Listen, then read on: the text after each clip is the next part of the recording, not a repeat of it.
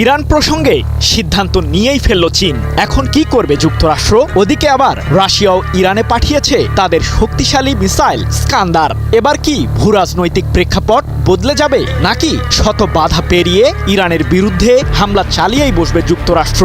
যদিও মার্কিনী হামলা প্রতিহত করতে জোরদার প্রস্তুতি নিয়েছে আয়াতুল্লাহ আলী খামেনির দেশটি। ইরানে চলমান আন্দোলন কি এবার বন্ধ হবে? সম্প্রতি মালয়েশিয়া ভিত্তিক সংবাদ মাধ্যম ডিফেন্স সিকিউরিটি এশিয়া তাদের এক প্রতিবেদনে দাবি করেছে যে ইরানের কাছে স্বল্প পাল্লার স্কান্দার মডেলের ব্যালিস্টিক মিসাইল সরবরাহ করেছে রাশিয়া, যা প্রচলিত এবং পারমাণবিক অস্ত্রের ওয়ারহেড বহনে সক্ষম।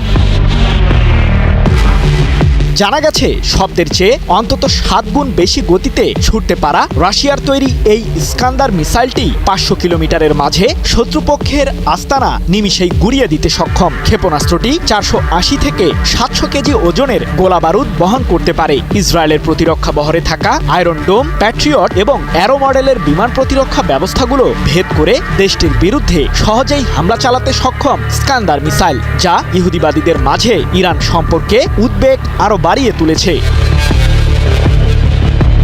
এমন পরিস্থিতির মধ্যেই ইরানকে সরাসরি সমর্থন জানালো চীন।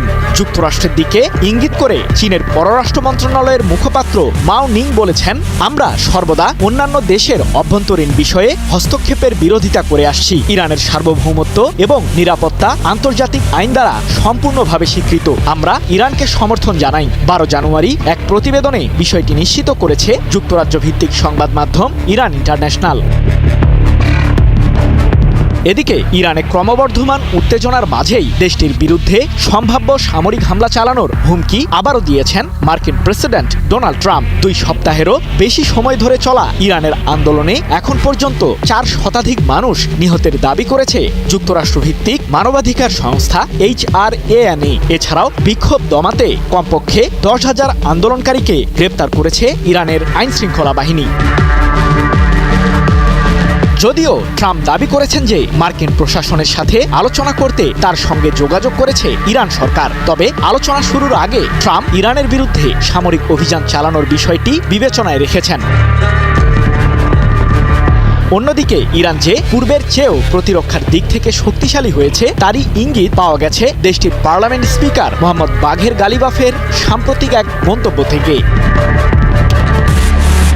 যুক্তরাষ্ট্র ও ইসরায়েলের সামরিক লক্ষ্যবস্তুকে টার্গেটে রেখেছে ইরান, এমনটি জানিয়ে গালিবাফ বলেছেন, যুক্তরাষ্ট্র ও ইসরায়েলের হামলার অপেক্ষায় আর বসে থাকবো না আমরা। তারা যদি আমাদের নিয়ে ভিন্ন হিসাব করে তবে সেটি হবে তাদের বড় ভুল। আমাদের সামরিক বাহিনী যুক্তরাষ্ট্র ও ইসরায়েলের গুরুত্বপূর্ণ স্থাপনায় প্রতিরোধী হামলা চালাবে।